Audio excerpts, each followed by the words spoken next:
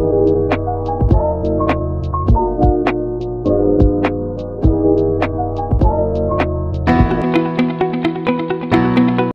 everyone, I am Michelle Montibon and today I am going to perform perineal flushing return demonstration. Perineal flushing is a hygienic care that involves cleaning the perineum and the genitalia. This is done for the purpose of removing perineal secretions and odors, prevention of infection and contamination, and to promote client comfort. So perineal flushing is indicated patients who are in labor and in postpartum, for patients who has perineal repair, for comatose, and bedridden patients, and for those who have indwelling catheter. So prior to the conduct of the procedure, I had prepared the necessary equipment to be used here to conserve time and energy. This includes a bedpan, here, a kidney basin, 7 pieces of cotton ball soap in a cleaning solution,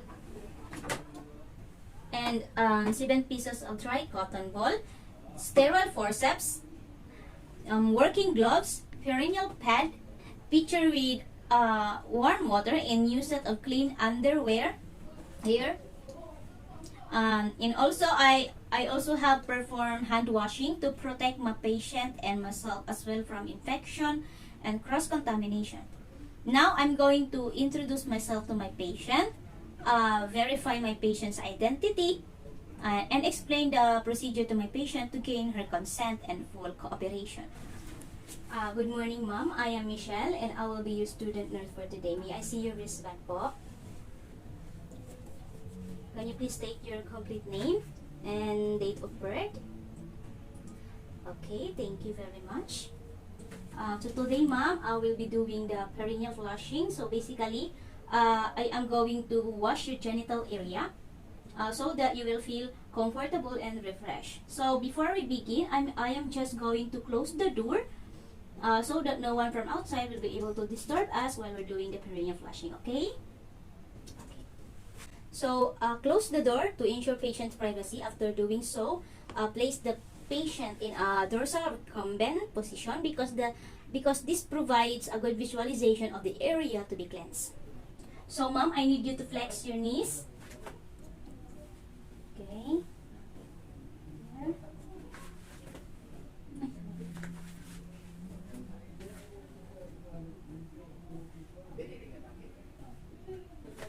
And then I need you to lift your buttocks so that I can place the bedpan underneath. So I am going to help you to lift your buttocks, okay? Then let's go to 1, 2, 3. 1, 2, 3.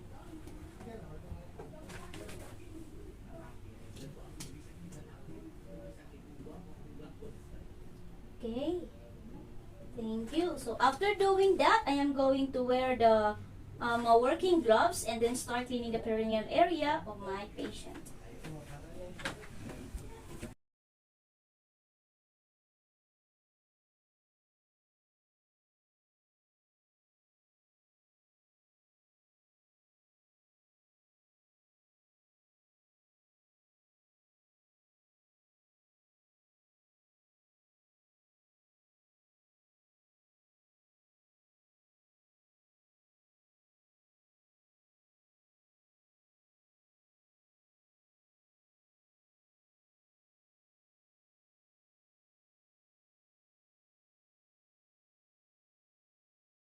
So ma'am, I am now going to expose your genital area, okay?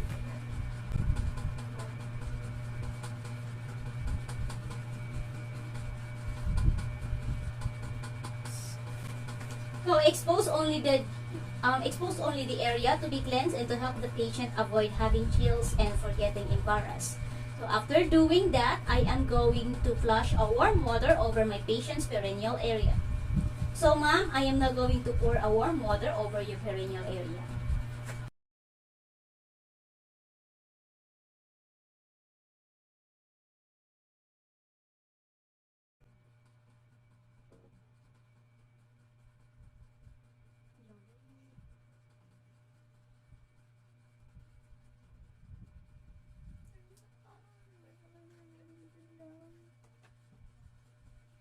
So as I was doing that, I am also inspecting the perineal area of my patient, noting for any particular areas of swelling, inflammation, excessive discharge, secretions from the orifice, and presence of odors. Also, I am using a warm water because warm water will soften and dissolve blood clots if there are any, and also to prevent the patient from having chills.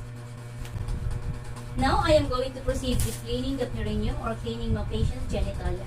So, I am going to place my kidney basin here. Okay.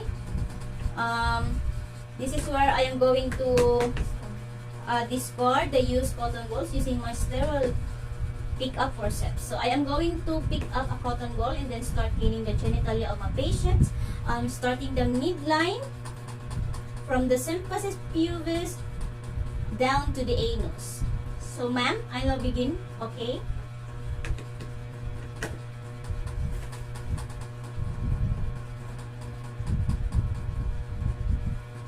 And then discard.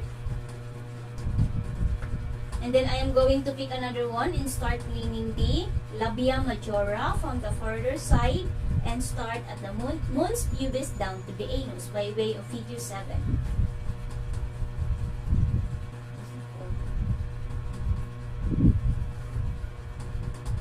Then discard. It is important to remember that as we do this, whenever we retrace a stroke, so as to prevent contaminating the cleansed area. And now, I am going to take another cotton ball and then use it to clean the labia majora of the opposite side. Pick up another cotton ball for the labia majora. Then start with the mons pubis down to the anus. And then discard. And then another cotton ball and use it to clean the labia minora, starting from the further side from me. And then starting from the mons pubis by way of figure 7 down to the anus.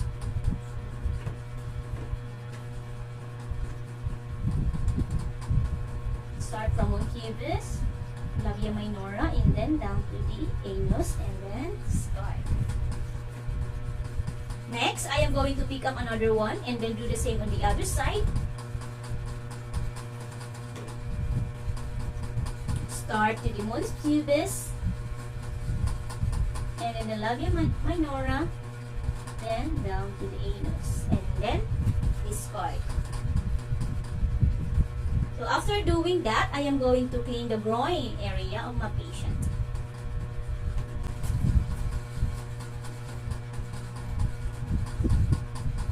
And then discard.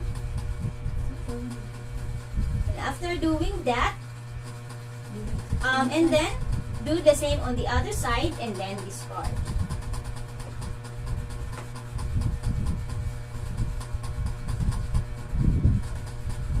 Then discard. After doing that, I am going to flush my patient's genital area with warm water. So ma'am, I am going to pour again warm water on your perineal area.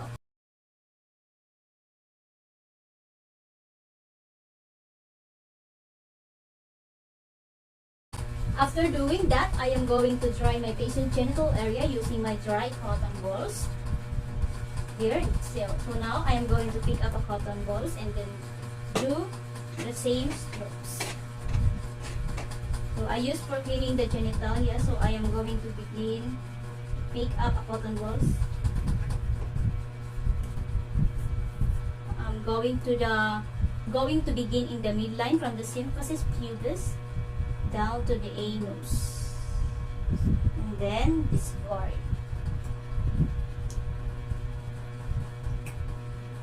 So I am going to and then pick another cotton ball and then clean the labia majora by way of figure 7 down to the anus. Start to the mons pubis, then labia majora, then down to the anus, and then discard. And I am going to the same on the other side.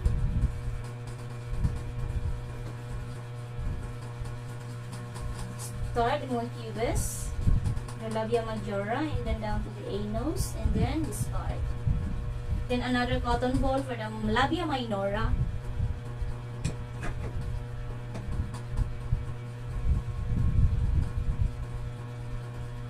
down to the anus and then discard. And then I use the clean to the other side. Starting from mons pubis to the labia minora and then down to the anus. And then discard. And then I am going to dry the groin area and then another cotton ball for the other side of groin area.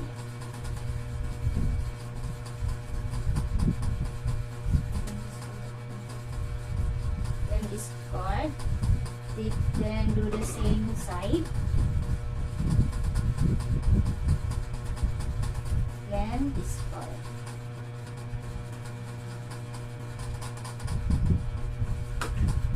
After doing that, I am going to take the bedpan of my patient's buttocks. So mom, I am going to help you lift your buttocks again so that I can take off the bedpan beneath. Then, let's start count. 1, 2, 3. Yep. Okay, thank you. And now I am going to turn my patient to the right side so that I can try her butt cheeks. Okay, ma'am, I need you to turn to your right side so that I can try your butt cheeks.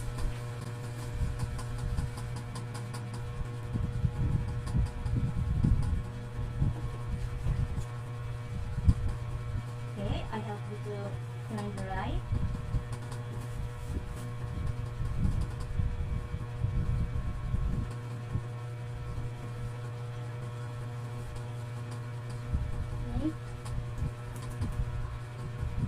I am going to use another cotton ball.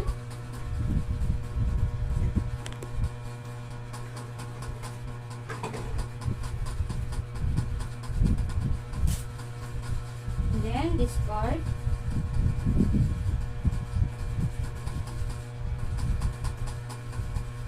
Then do the same in the other side.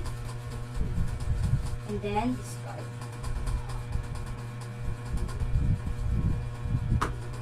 So mom, you can now lie down your back again. So I can help you to lie down back.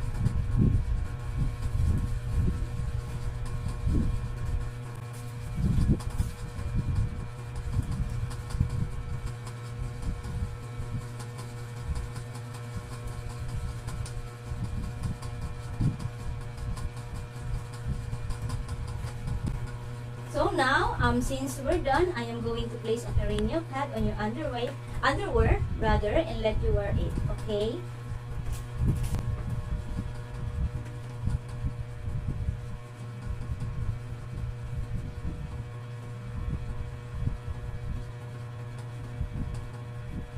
So we can also spray an antiseptic spray as needed. And now I am going to place a perineal pad on a patient's underwear. So let's take off this sticker. So perineal pads absorbs blood and discharges from the vagina.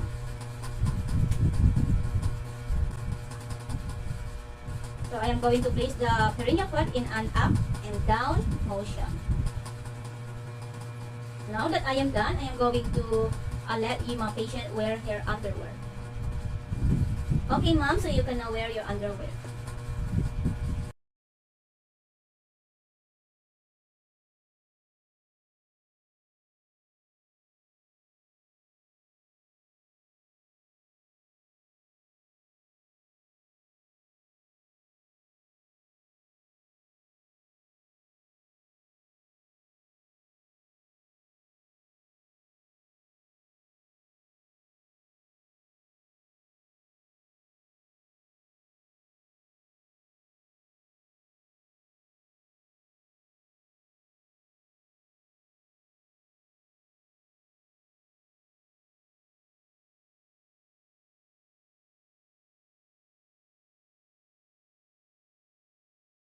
So ma'am, now that we are done doing your perineal flushing, how do you feel?